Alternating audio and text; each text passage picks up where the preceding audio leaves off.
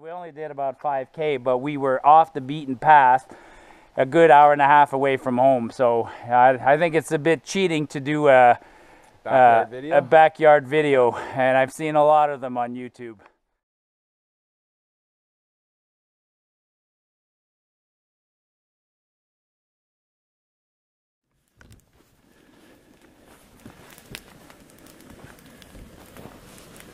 Melting some snow.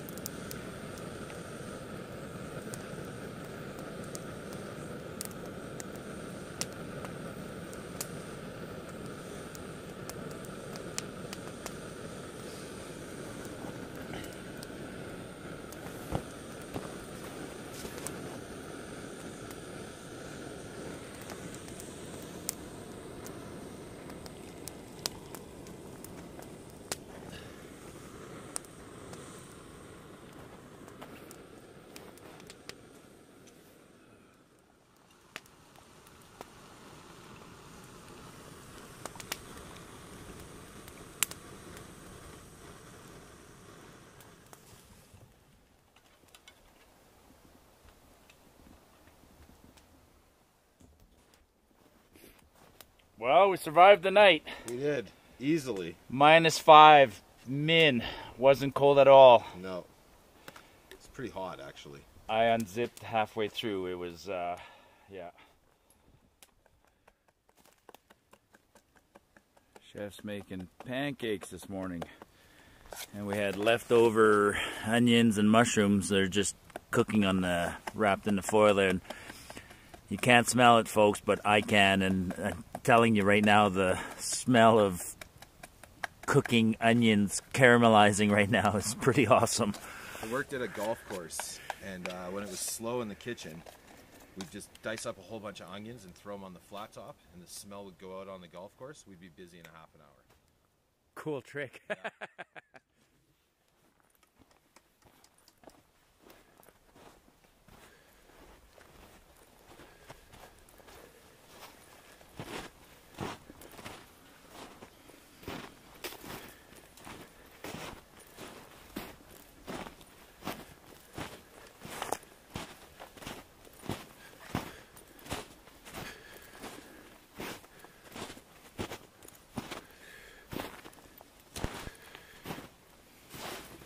This is what I'm talking about. You know, that's a dead tree. This is a dead tree with a saw. That's easy to cut up. That one right there is dead. And if you come further back here,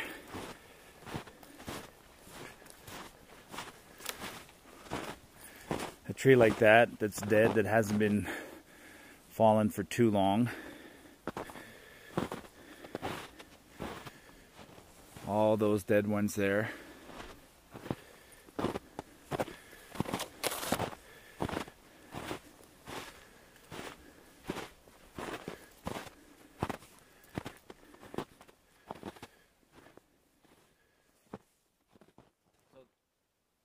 Right now we're in a boreal forest, so you know, Canada, northern Alberta, is just vast expanses of boreal forest, and a forest, you know, is individual trees, but the entire forest is also an ecosystem and a living entity, and a forest grows and matures and goes through different stages. So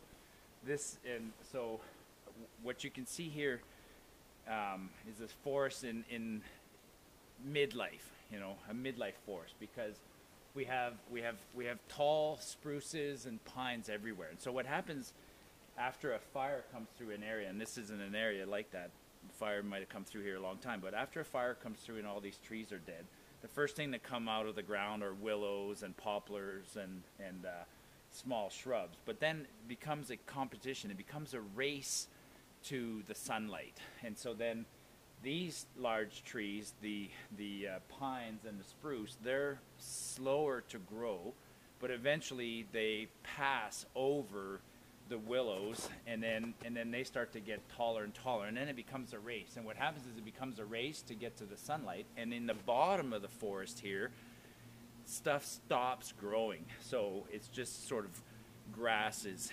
So this kind of forest here is easy to walk through. Now, eventually, these trees, they don't lose the race to the top, but what happens is they get so big, and then they start to die. And a tree, somebody told me this, a tree never dies of old age. They either die because they get disease or they get knocked down by the wind. And so if you look around here, you can see a lot of trees that have been knocked down by wind. And when I say disease, disease could be attacks by other creatures. So,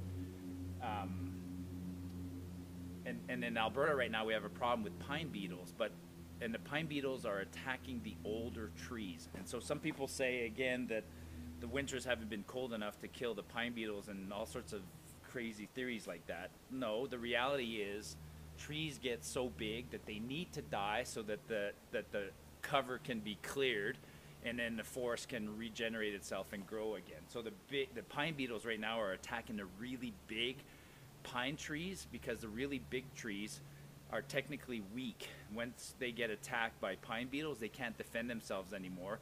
They sap out. So just wanted to show that. So there's a cycle. Trees falling down will decompose and become organic matter for future generations of plants. They also become places for little animals to hide. But a tree on the ground is not very useful. A tree that's dead standing is a more useful tree, because a lot of animals will make their homes in a dead standing tree. You can't see it too well, but if you look closely here, there's a game trail. So deer and elk and whatnot have been coming through this trail, and it's trails like this that so animals are lazy, not lazy but efficient, and they'll find the best paths through areas, through valleys. And then over time, humans started using the same foot trails, and some of the popular game trails used by animals became popular game trails used by humans for hunting and other things, and ultimately led to an extensive trail network in our parks. So well-established trails in Jasper and Banff and Kootenay Park are old game trails that have been adapted by humans. And when you follow those trails, if you're paying attention off the important trails, you'll see lots of little game trails, and those game trails almost always lead to something cool. Look at that. You made me my Mickey Mouse pancake just like I wanted.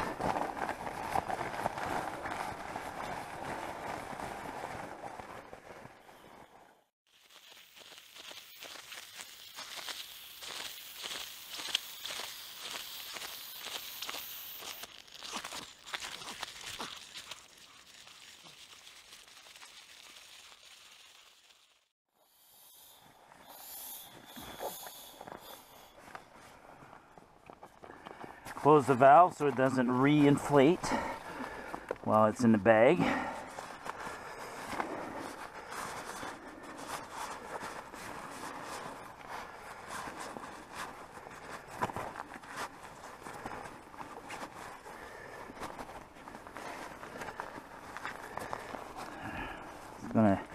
Everything's gonna get unpacked when I get home, no matter what, because everything is damp.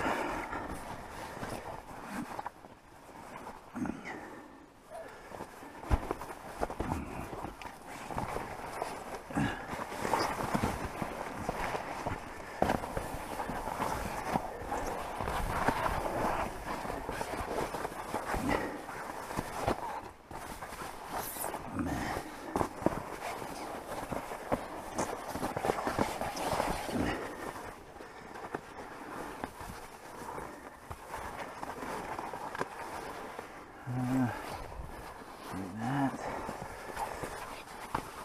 Like that. And that.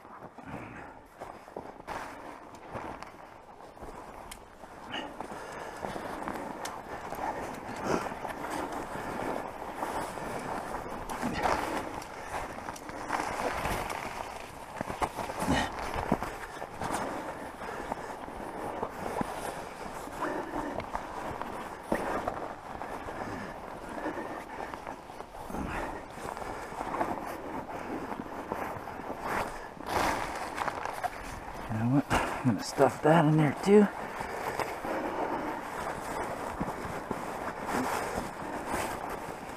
Actually, I'm gonna put that one here. Perfect.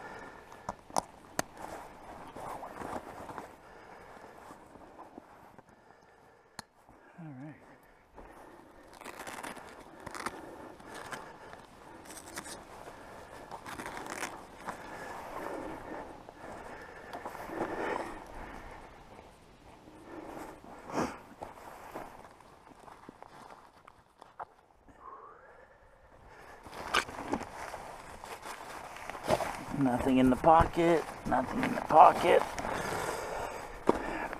Batteries.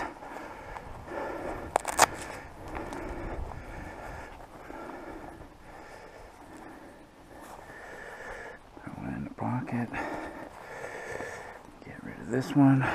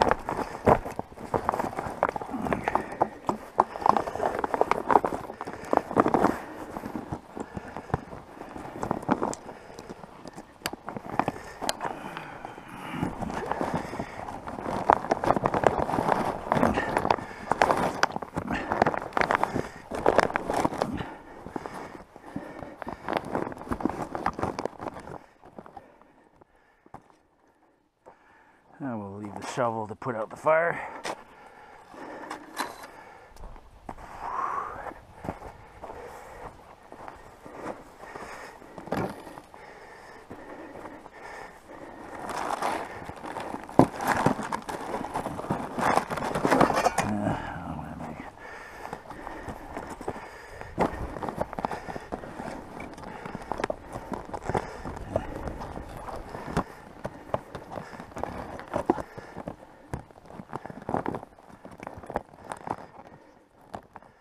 Check out who decided to show his face. The sun. All right, we're off. 10 a.m.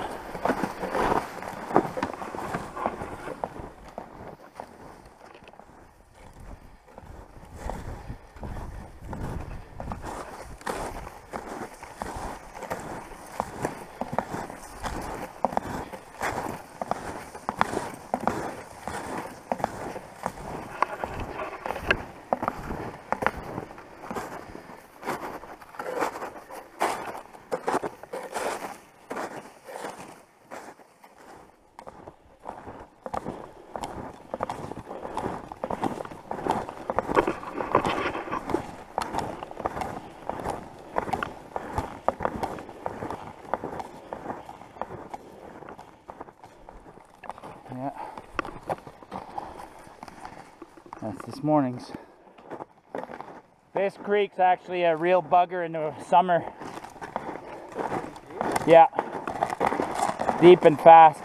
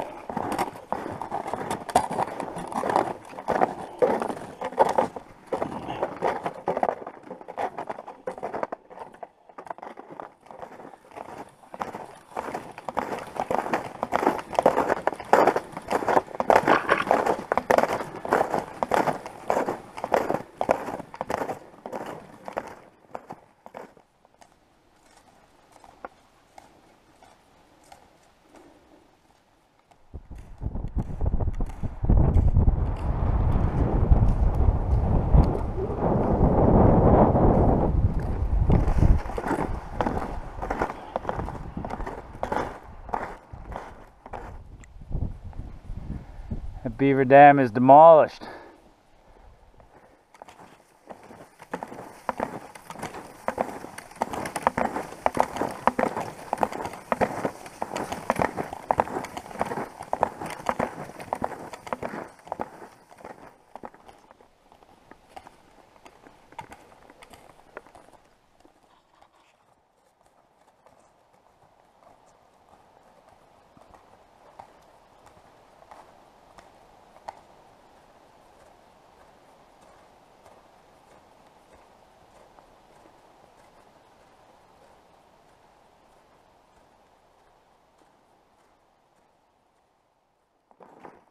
There we are.